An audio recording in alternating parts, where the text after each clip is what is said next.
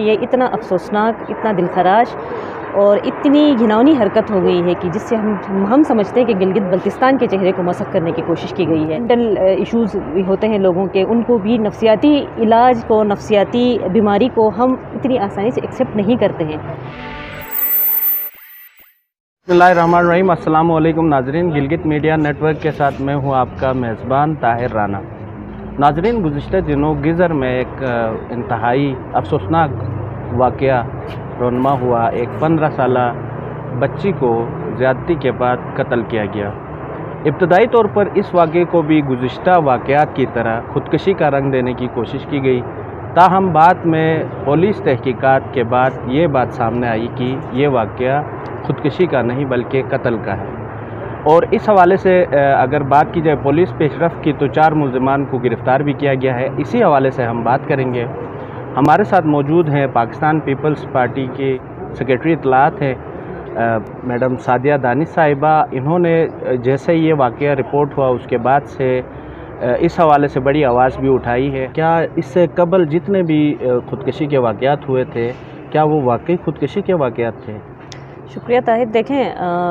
جس طرح سے اسپیشلی میں گزر کی بات کروں گی اور یہ جو ایک ریسنٹلی واقعہ ہوا ہے اس کی جتنی بھی مذمت کی جائے کم ہے، کیونکہ یہ اتنا افسوسناک، اتنا دلخراش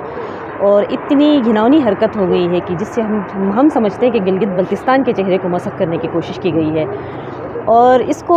ماضی میں بھی جس طرح سے مختلف جگہوں پہ خواتین نے خودکشیاں کی، بچیوں نے خودکشیاں کی یا ایون بچوں نے خودکشیاں کی، ان تمام چیزوں کے پیچھے بھی کوئی نہ کوئی محرکات تو ہو سکتے ہیں۔ ضروری نہیں ہے کہ ان کے اوپر ان کے پیچھے جنسی تشدد ہو، لیکن ہوتا ہے ڈومیسٹک وائلنس سے بھی تنگ آ کے لوگ جو ہیں وہ اس طرف جاتے ہیں۔ تو یہ ایک بہت اچھا فیصلہ تھا کہ پوسٹ مارٹم رپورٹ کے بعد ان کی تدفین ہونی چاہیے، اور اس چیز کو یقینی بنانے کے لیے حکومت کی ذمہ داری ہے کہ اداروں کو پابند کریں کہ جب تک کہیں پہ بھی خودکشی کا کوئی واقعہ نہیں ہوتا، جب خودکشی کا کوئی بھی واقعہ ہوتا ہے اس کی جب تک پوسٹ مارٹم رپورٹ نہیں آتی ہے تب تک اس چیز کو مانیٹر کریں، اس کی تدفین نہ ہونے دیں۔ دوسری بات یہ کہ گلگت بلتستان چونکہ ایک کلچر کے حوالے سے، اپنی روایات کے حوالے سے بہت زیادہ، اپنی عزت و تکریم کے حوالے سے بہت مشہور ہے، لیکن یہاں پہ ابھی تک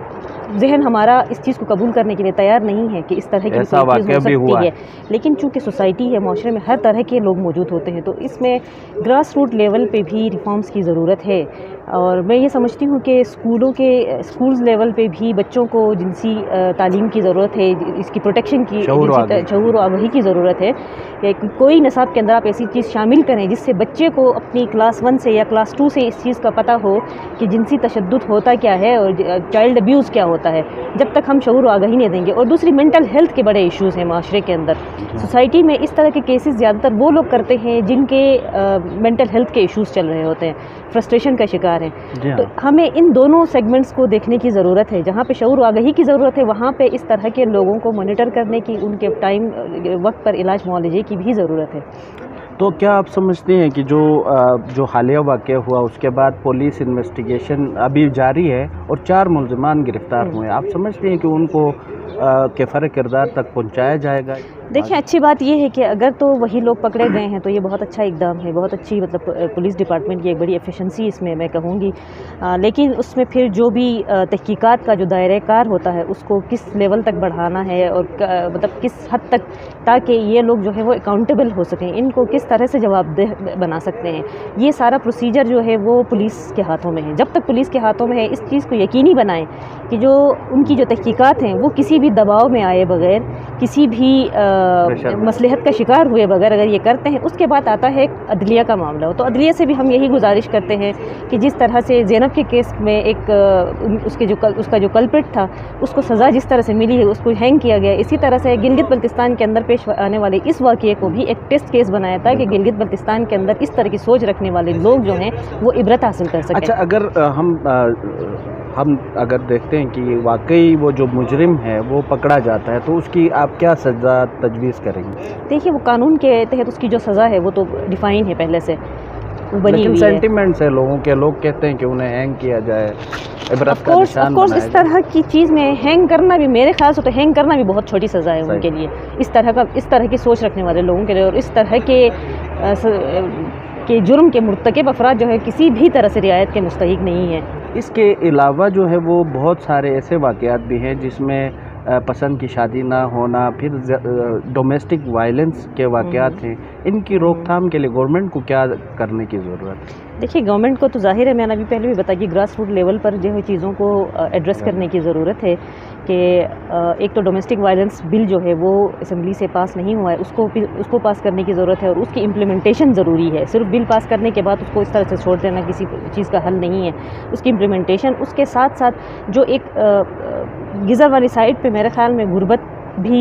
چونکہ دوسرے ڈسٹرکٹ غربت کے ایلیمنٹس بھی زیادہ ہیں، تو کچھ گھریلو مسائل کی وجہ سے بھی لوگ اس طرف جا رہے ہوتے ہیں، اور پھر وہی بات ہے کہ تھوڑے سے منٹل ایشوز بھی ہوتے ہیں لوگوں کے، ان کو بھی نفسیاتی علاج کو، نفسیاتی بیماری کو ہم اتنی آسانی سے ایکسیپٹ نہیں کرتے ہیں۔ ہمارا معاشرہ اس کو ایک بیماری سمجھ کے ڈیل نہیں کرتا ہے۔ جس طرح سے جسم کے کسی حصے میں درد ہو یا کوئی دوسری بیماریاں ہوتی ہیں، جس طرح سے اس طرح کی ایک بیماری اگر ہم اس چیز کو سمجھ کے اس کو ڈیل کریں تو بہت ساری انسانی زندگیاں ہم بچا سکتے ہیں۔ صحیح، بہت سارے لوگوں کا یہ خیال ہے کہ خودکشی کے واقعات آپ اگر میڈیا والے رپورٹ کرتے ہیں تو اس سے علاقے کا تشخص خراب ہوتا ہے، تو آپ بھی ایسا سمجھتے ہیں کہ ہم اس طرح کے واقعات کو ڈسکس نہ کریں؟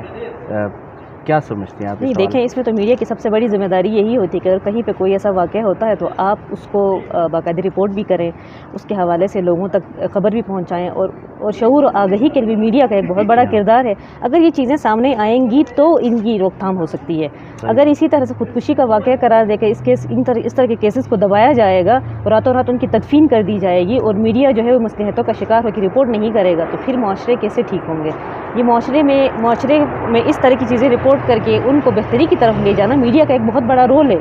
اور یہ ہونا چاہیے۔ موجودہ حکومت کا اس واقعے کے بعد رد عمل کو کس طرح دیں؟ دیکھیے چیف منسٹر صاحب نے تو اس کے اوپر نوٹس لیا تھا، اور فردر ملزمان جو گرفتار ہوئے ہیں، پھر وہی بات، اگر وہی ملزمان گرفتار ہوئے ہیں تو بہت اچھی بات ہے، ان کو سزا ملنی چاہیے۔ اور وہی جب تک انویسٹیگیشن جب تک صاف شفاف نہیں ہوتی ہے، اور ہم حکومت سے یہی مطالبہ کریں گے کہ انویسٹیگیشن صاف شفاف ہو، اس کے بعد عدلیہ جو ہے وہ ان کو مطلب اسپیڈی ٹرائل۔ ہم نے یہ بھی دیکھا میڈم کہ وہ جو بچی تھی جس کا قتل ہوا،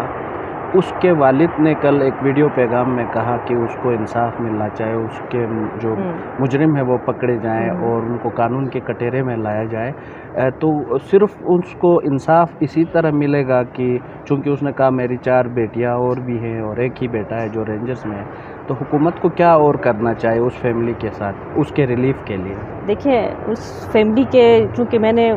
اس مظلوم والد کی وہ ویڈیو میں نے دیکھی ہے، بہت افسوس بھی ہو رہا ہے، اور اس کو ریلیف یا اس کو انصاف تو سب سے پہلے ظاہر ہے وہ نیم البدل تو کچھ بھی نہیں ہو سکتا، اس کی بچی کی زندگی یا اس کی عزت کا نیم البدل کچھ بھی نہیں ہو سکتا ہے، لیکن جو حکمران ہیں ان کی جو ذمہ داری بنتی ہے وہ یہ ہے کہ اس کے مجرموں کو سزا دی جائے، اور ان کے اگر کوئی اس طرح کے مسائل ہیں ان کی باقی بچیوں کی پروٹیکشن کے لیے یا اس شخص کی گھر کی بہتری کے لیے جو بھی حکومت کی طرف سے امداد وغیرہ ہو سکتی ہے اس کو ملنی چاہیے۔ بہت شکریہ میڈم۔ تو ناظرین، آپ نے سعدیہ دانش صاحبہ کی باتیں سنی، انہوں نے پچھلے دنوں جب سے یہ واقعہ ہوا ہے بڑی آواز اٹھائی اس حوالے سے، اور یقیناً ان کا بڑا رول رہا ہے گلگت بلتستان میں خواتین کی فلاح و بہبود کے حوالے سے بھی اور خواتین کے ایشوز کے حوالے سے بھی۔ یقیناً جو گزر میں واقعہ ہوا یہ گلگت بلتستان کے لیے ایک بدنما داغ کی طرح ہے، اور حکومت کو اور جو پولیس کے جو ذمہ داران ہیں ان کو چاہیے کہ فوری طور پر مجرموں کو کیفر کردار تک پہنچایا جائے، اور ساتھ ساتھ اس فیملی کا بھی خیال رکھا جائے